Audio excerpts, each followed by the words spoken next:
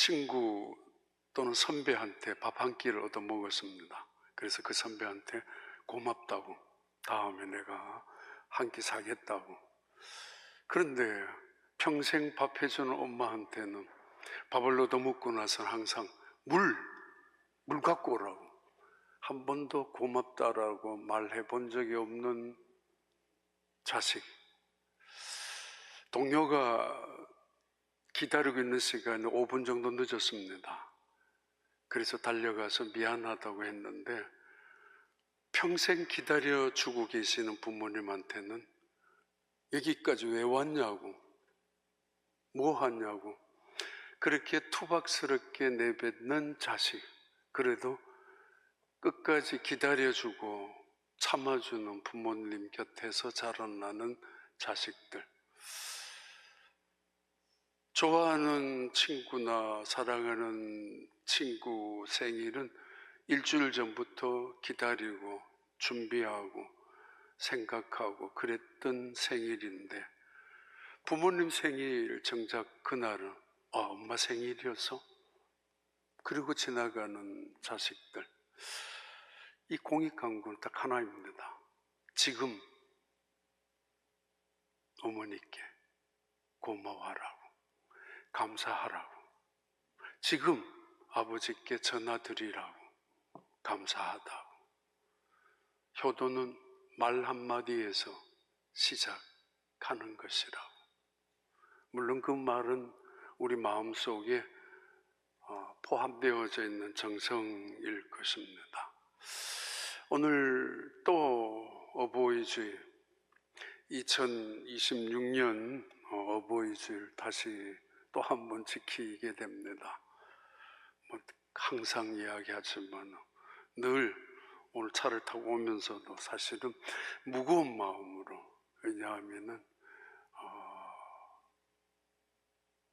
효자는 못 되었기 때문에, 오히려 우리 형제들 중에서 다른 분이 훨씬 더 효자였던 형님이 계시고 또 동생도, 저는 미국에 있다는 핑계로 그렇게 하지 못했던 마음 때문에 무겁기도 합니다.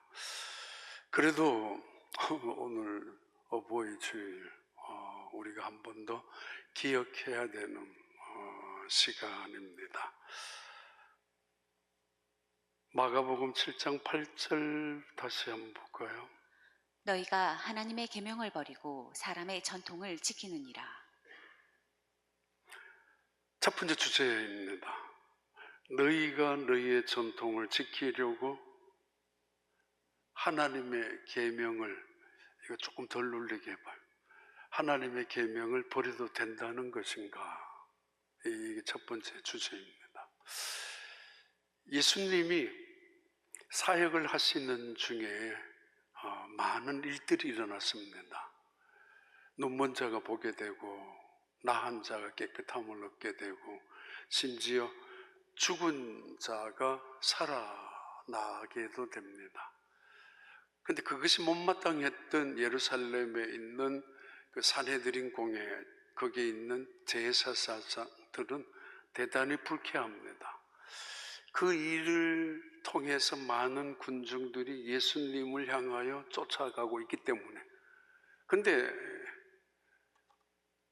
기회를 잡았습니다. 가끔은 기적을 베푸는 그 날이 주일 안식일이었거든요. 안식일 날 이런 일을 한단 말이야? 라는 빌미를 잡고 중앙 예루살렘에 있는 특별조사단이 파견을 받았습니다.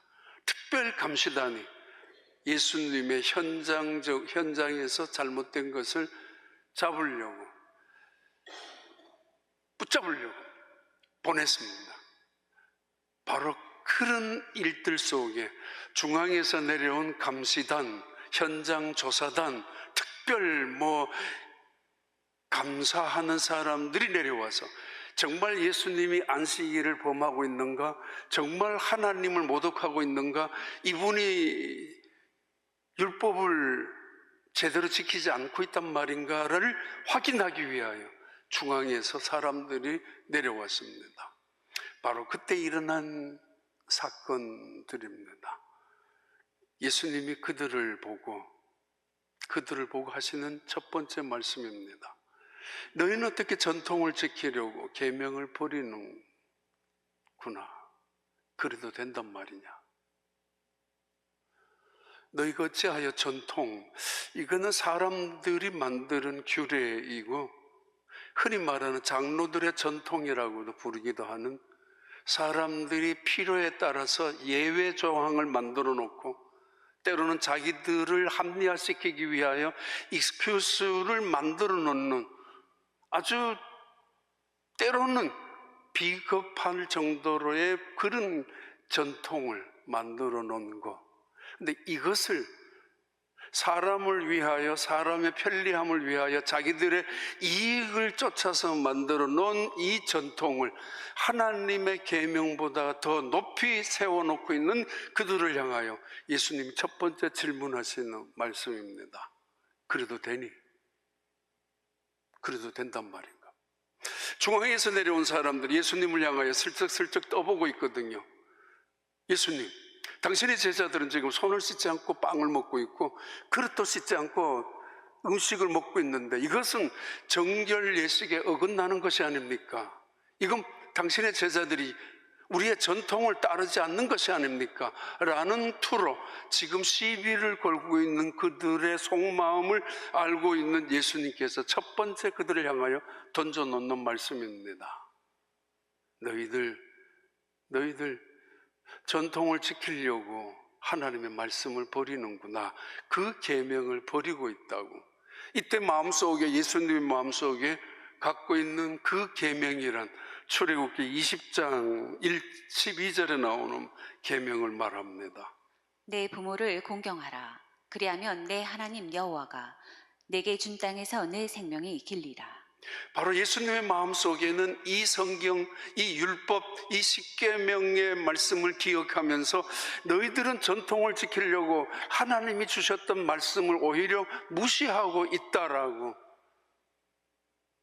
예수님은 그들의 잘못된, 그들의 거짓과 그들의 위선과 그들의 합리화시키고 있는 변명을 지적하고 있습니다. 공익광고에 나온 한국에서 만드는 광고 속에 다시 한번 말씀을 드립니다. 선배가 사준 밥 한 끼 고맙죠. 부모님이 평생 해준 밥 당연하다고 느끼고, 어느 순간 당연하지 않다라고 느끼는 순간 부모님은 이미 우리 곁에서 떠나간 뒤라고. 5분만 늦게 갔어도 미안하다, 다음에는 안 그럴게, 사과할 줄 알면서 평생을 기다려준 부모님 앞에는 미안하다는 말 평생 한번 해본 적이 없는 사람, 어느 순간 그 부모님의 뒷모습이 쓸쓸하게 보이기 시작할 때, 그 부모님의 등이 너무 가볍게 느껴질 때 우린 비로소 어른이 되는 것이고 사랑을 깨닫기 시작하는 법입니다. 평생 내 좋아하는 사람의 꽃을 사다 주는 생일 앞에서, 그러나 내 부모님의 생일은 언제였지? 라고 생각하다가 어느 순간 부모님의 생신을 기쁜 마음으로 챙길 때, 그러고 싶을 때 이미 늦었습니다. 비가 올 때 우산을 챙기는 사람들, 늦었습니다.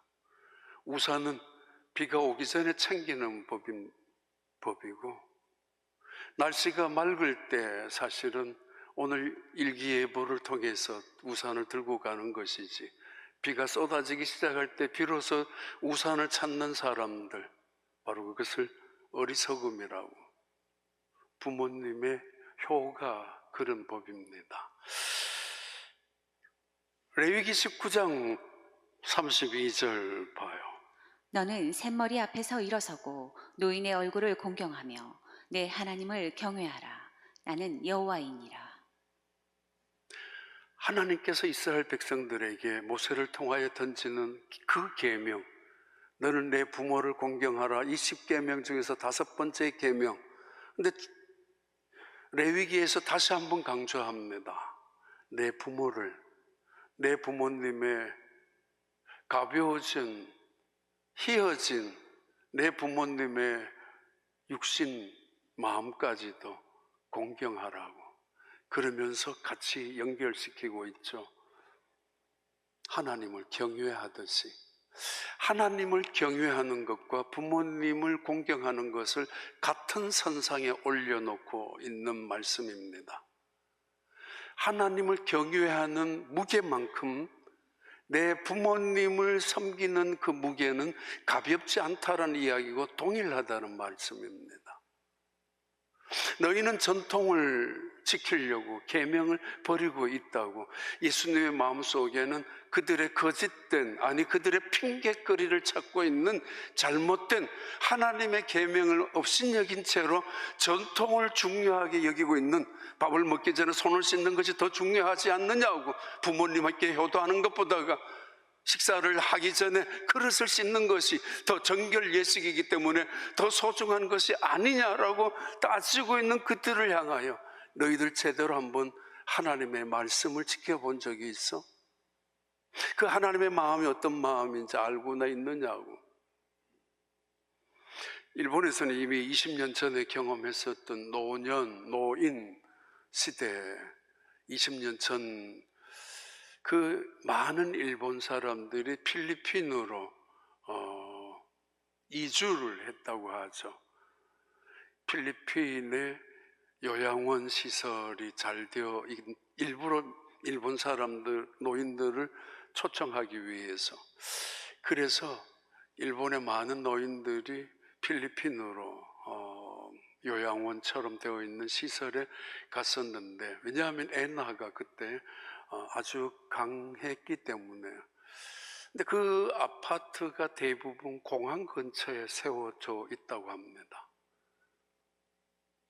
값이 싸서 재정적으로 여유가 생겨서 필리핀에 가면은, 그리고 그 간호사들의 도움도 많이 받고 그럴 수 있기 때문에 적은 돈으로도, 일본 돈으로, 그래서 갔는데 그때부터 이루어진 자살률이 엄청 많았다고 그러죠.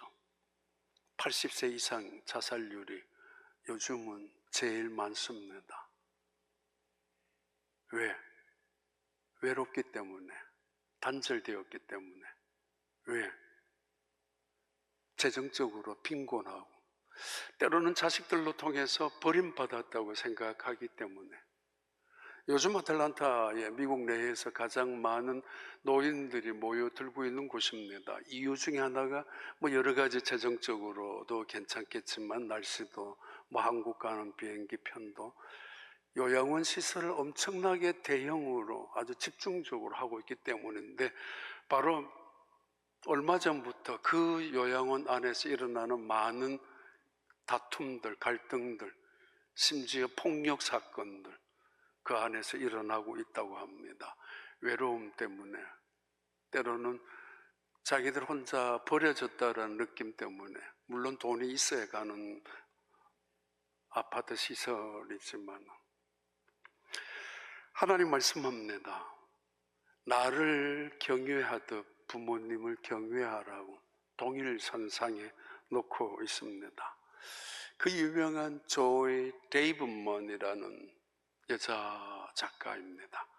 원래 이분은 C.S. 루이스의 와이프입니다.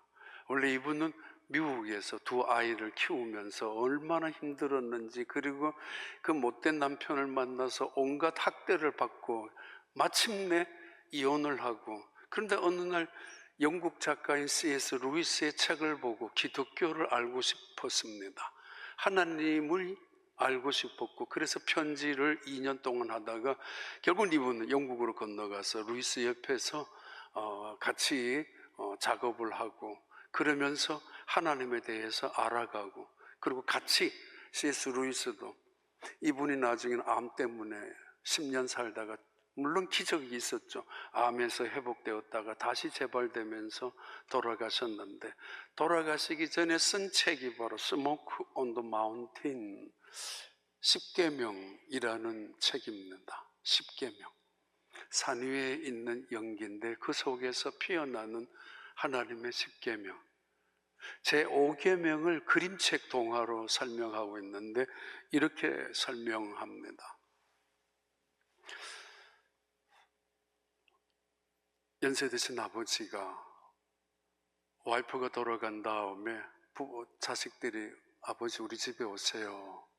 물론 아버지가 사시던 아파트를 팔고 그 돈을 챙겼겠죠, 자식들이. 집에 들어온 아들 집에 와서 식사를 할 때마다 아버지가 힘이 듭니다. 식사하는데 숟가락이, 포크가 쉽지 않습니다. 손이 떨리기 때문에. 그래서 수프 드실 때는 흘리고, 어느 순간 며느리가 앞에 앞치마같이 그 손수건을 달아주기도 합니다. 그래도 할아버지, 아버지 그게 좀 못마땅하죠. 아들 내외가 아버지하고 같이 식사하는 게 못마땅하기 시작합니다. 자식들 보기에도 안 좋고 그런 그림 전개입니다. 그래서 아버지를 아버지 방에다가 조그마한 식탁을 해서 갖다 드렸습니다. 시간이 지나고 나니까 이 며느리가 그릇 씻는 것도 포크 씻는 것도 귀찮아서 그냥 접시 하나에다가 식사 하나를 갖다 드립니다. 손으로 방 한 구석에서 때로는 입으로 핥아서 드시는 그런 모습, 제 5계명을 설명하는 그림 동화입니다. 아버지도 압니다. 내가 내 손주들 앞에서 손을 떨지 말아야지. 아버지도 조심합니다. 내가 오늘에는 식사할 때는 내가 정말 어른답게 해야지. 근데 안 되잖아요. 손이 떨리는데, 내 의지와 관계없이 내 몸이 안 따라가는데, 그게 못마땅하고 그게 자식 교육에 좀 불쾌하다고 해서 그 아버지를 방구석에 몰아넣고 심지어 짐승처럼 접시를 핥아가는 그 모습, 그게 십계명을 설명하는, 내 부모를 공경하라는 설명하는 이 데이빗 먼의 그림 동화 메시지입니다. 오늘 중요한 주제는 두 번째 주제이죠. 봐요. 두 번째 주제는 고르반하여 이것은 하나님께 바친 것이라 하면 괜찮다는 것인가? 마가복음 7장 11절 12절. 너희는 이르되 사람이 아버지에게나 어머니에게나 말하기를 내가 드려 유익하게 할 것이 고르반 곧 하나님께 드림이 되었다고 하기만 하면 그만이라 하고 자기 아버지나 어머니에게 다시 아무것도 하여 드리기를 허락하지 아니하여. 한두 번쯤 고르반 이야기를 어버이 주일이면 들으셨을 것입니다. 고르반, 바친다, 봉헌하다, 이건 하나님의 것이야 라는 그런 의미의 고르반. 예수님이 그들을 향하여 불쑥 전통 중에서 그들에게 하고 싶었던 말씀이 고르반이었습니다. 손을 잘 씻고 깨끗하게 음식을 정결하게 하고 있는 그들, 전통을 붙잡고 살아갈 때마다 사람들에게 저 사람 거룩한 사람이야, 저 사람 정말 진짜 유대인이야, 저 사람 정말 오히려 계명을 잘 지키는 사람이야 라는 인정을 받고 있는 듯한 그들을 향하여 그들의 거짓, 그들의 위선을 폭로하고 있는 중요한 단어를 고르반으로 시작합니다. 너희들 전통 속에 고르반이 있지. 바로 그들이 가지고 있는 가장 무서운 적 중에 하나인 고르반을 끄집어내면서 다 알고 있었죠. 이 고르반을 해서 어떤 이익이 오는가. 어떤 사람은 물론 하나님께 제대로 바치고 싶어서 고르반을 했을 수도 있겠지만은 대부분의 그 당시의 사람들은 어떤 물건이 있으면 이건 고르반이야 라고 딱지를 붙여 놓습니다. 외부의 어떤 사람도 그것을 갖고 가지 못하고 동시에 이것이 부모님께 드려야 됨에도 불구하고 부모님께 안 드려도 된다라는 명분을 얻을 수 있는 구실이 고르반이었습니다. 이거 사실은 부모님이 원하는 것이었어요. 부모님께 드려야 되는 것입니다. 그런데 아까워요. 그놈의 자식이 이건 고르반해서 딱지를 붙여 놓습니다. 이건 하나님께 드린 것이기 때문에 부모님께는 갈 수 없습니다. 그러면서도 하나님께도 드리지 않고 있는 그들의 왜곡된 이 신앙의 도덕적인 윤리관을 예수님이 그들을 향하여 노출을 시키고 때로는 아주 무섭게 칼처럼 그들을 향하여 지적하고 있습니다. 너희들 고르반하는 거 명분은 맞아. 그러나 알고 보면 너희들의 속셈이 뭐였지? 그러면서도 나 하나님 잘 믿는 사람이라고, 그러면서도 나 부모님 잘 섬기는 사람이라고 칭찬받으려고, 인정받으려고 때로는 효도잔치 해놓고 때로는 뭐 효도 강강 보내면서 나 할 거 다 했다라고. 아니 이거는 할 수 없는, 하나님께 했으니까 어쩔 수 없다라고 아버지에게도 익스큐즈를 해야 되는, 변명을 해야 되는 그런 구실이 코르반이라는 말이었습니다. 예수님이 지적합니다. 어떻게 해서 그럴 수 있느냐고. 아침에 차를 타고 오면서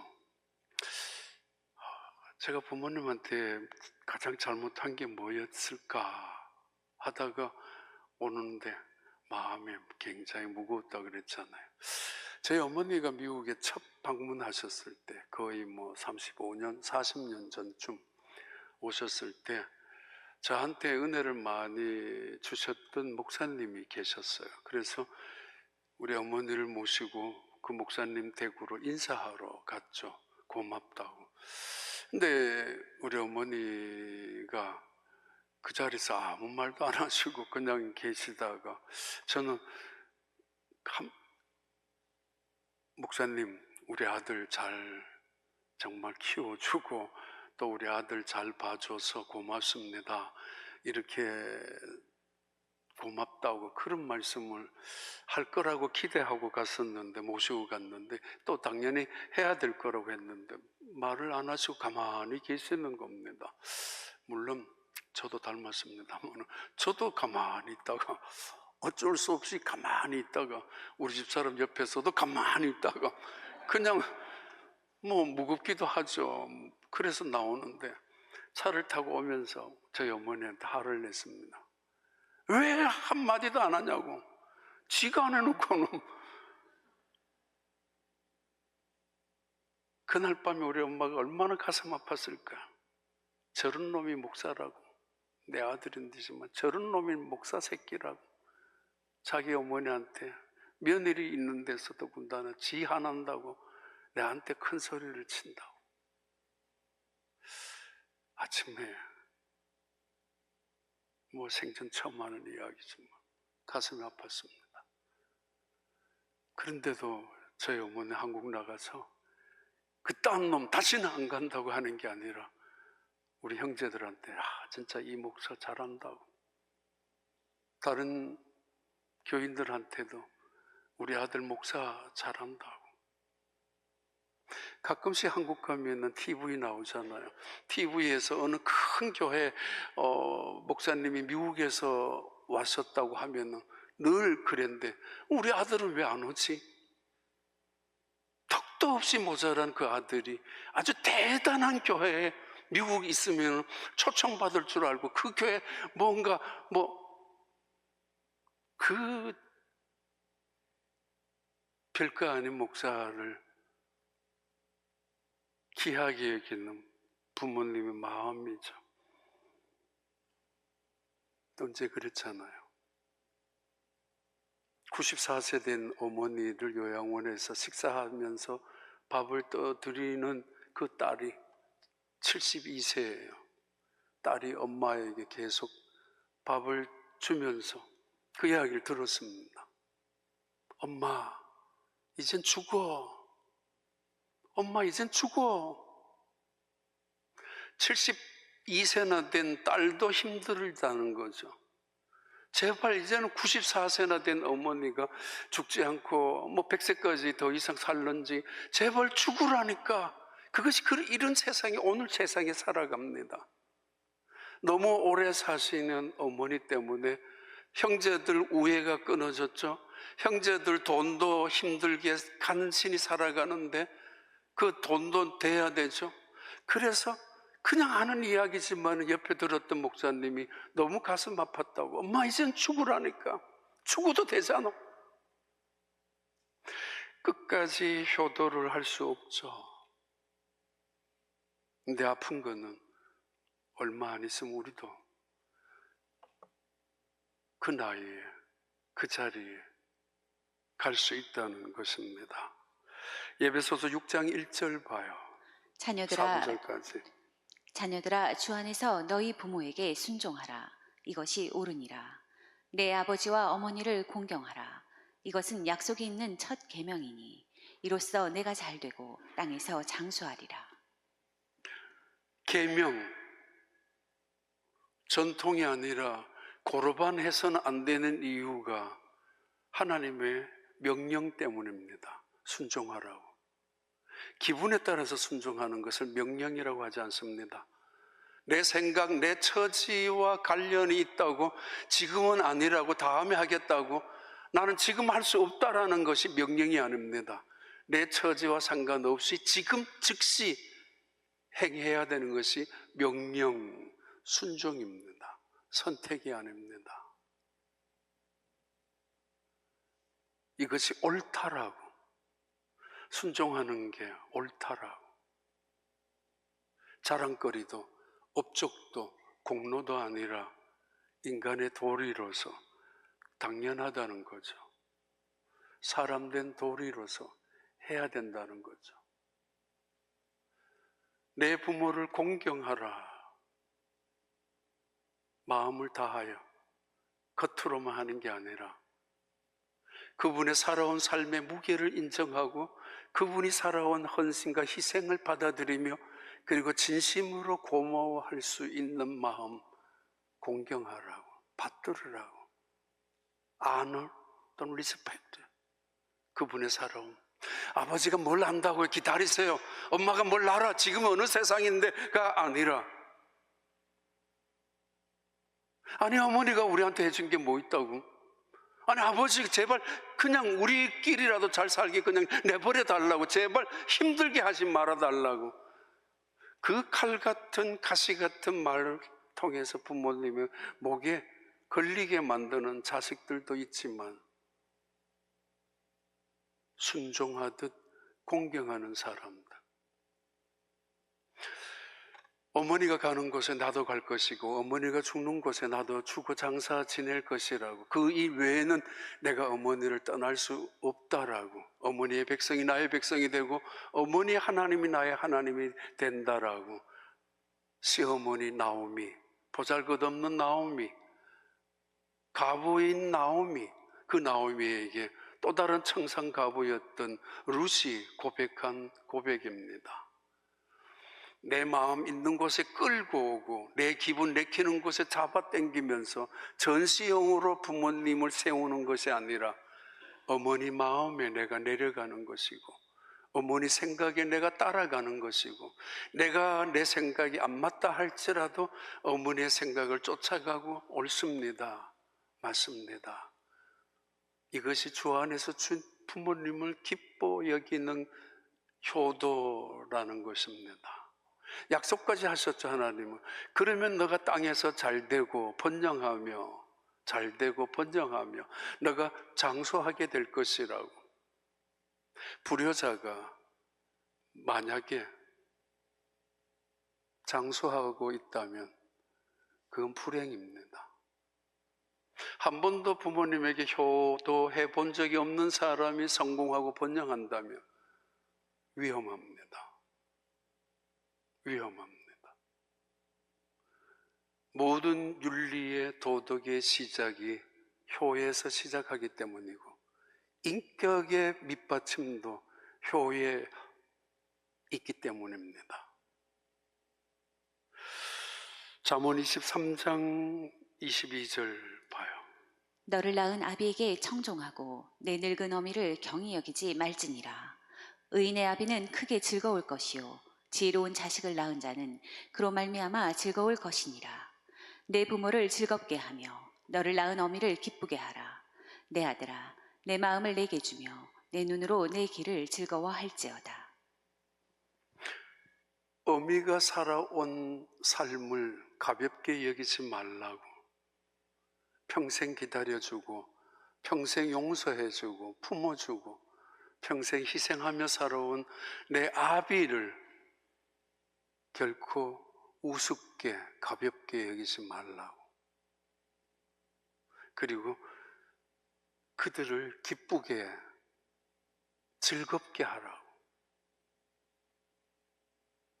요셉, 자기 아버지 야곱을 가나안 땅에서 애굽 땅으로 모셔왔을 때 그가 출세한 요셉 국무총리의 자리에 있었을 때 요셉은 그 많은 애굽의 그 파라오 임금 앞에서, 신하들 앞에서 자기 아버지를 소개합니다.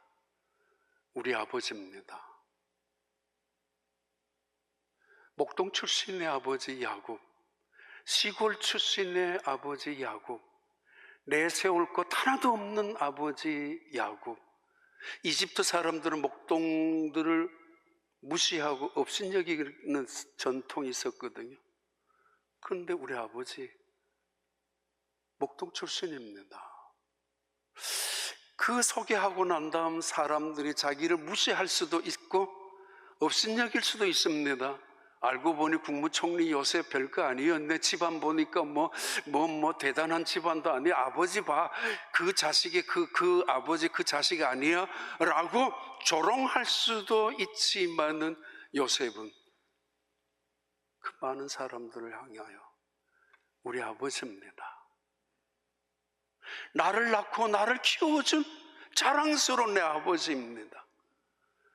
누구도 조롱하지 마십시오. 내 아버지입니다. 마음속에 얼마나 기뻤을까요? 야곱, 평생을 살아온 야곱, 평생을 눈치 보고 살아왔었던 야곱, 평생을 이 생존 경쟁에서 살아온 야곱, 지금 이런 자리에서 아들 요셉이 자기를 향하여 우리 아버지라고 말하는 순간 저들의 그 신하들의 그 시기하고 있는 신하들, 경쟁하고 있는 신하들, 별별 빌미를 잡고 싶었던 신하들에게 무슨 잘못거리가 주지 않을까라는 것도 알고 있었겠지만은 고맙다 요셉아, 그래 너가 내 아들이야, 너가 내 아들이야.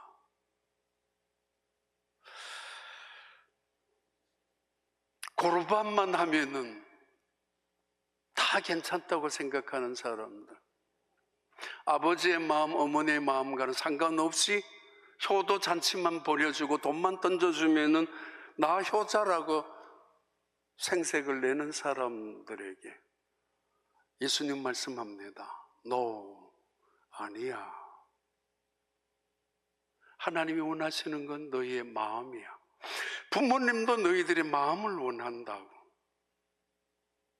왜곡된 효도, 자기 중심에 따라가는 효도가 아니라 그것은 부모님을 괴롭히는 행위가 되죠. 그리고 하나만 더 할게요.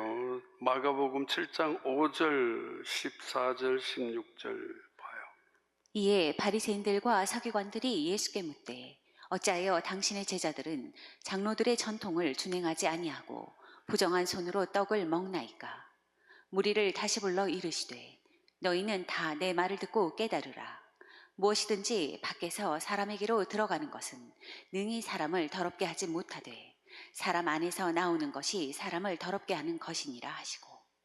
지금 감시단으로 내려온 이 사람들은 예수님이 정결 예법을 지키지 않을 뿐만 아니라 그 제자들에게도 이것을 무시하는 듯한 행동을 취하고 있는 예수님께 불만을 갖고 있죠. 깨끗하게 먹는 게 뭐 잘못된 겁니까? 손을 씻는 게 잘못된 건 아니잖아요. 근데 예수님이 그들을 향하여 노골적인 표현을 합니다. 야, 솔직히 생각해봐. 손을 가지고 안 씻고 먹는다고, 입으로 들어간다고 그게 더럽다고 생각하니? 아니야. 입으로 들어가는 거 더러운 게 아니고 나오는 게 더 더러운 거야. 뭔 줄 알아? 너희들의 속에서 나오는 온갖 욕들이 있죠. 21절, 22절 봐요. 속에서 곧 사람의 마음에서 나오는 것은 악한 생각, 곧 음란과 도둑질과 살인과 간음과 탐욕과 악독과 속임과 음탕과 질투와 비방과 교만과 우매함이니. 너희들 속에 있는 것들이 얼마나 더러운 줄 아니? 너희들은 지금 고르반이라고 했지만 그거 거짓이고 가짜라는 거 나도 알고 너희들도 알고 있지 않니? 이런 거짓들, 이게 더러운 것이야. 손을 씻고 입으로 들어가게 먹는다고 깨끗해진다고? 그러나 너희들 실상은 너희들 속에 더러운 게 있는데 이것을 비유하면서 가장 더러운 게 불효하는 인간의 마음이라는 거죠. 그걸 연결시키려고 하고 있습니다. 어떻게 할 수 있는가 하면은 신명기 21장 봐요. 20절 21절.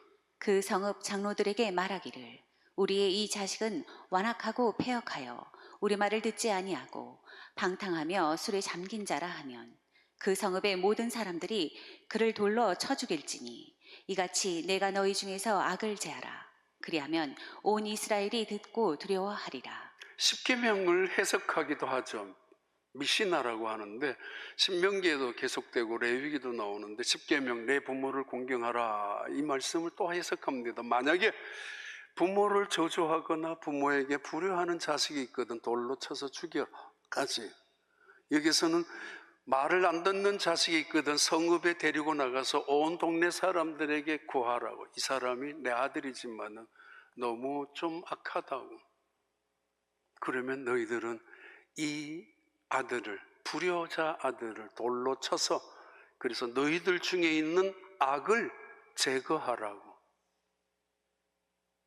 우리 속에 있는 악들, 더러움들, 대표적인 불효, 우리 밖에 있는 동네에 있는 대표적인 악들, 불효, 그를 죽여서 악을 제거하라고.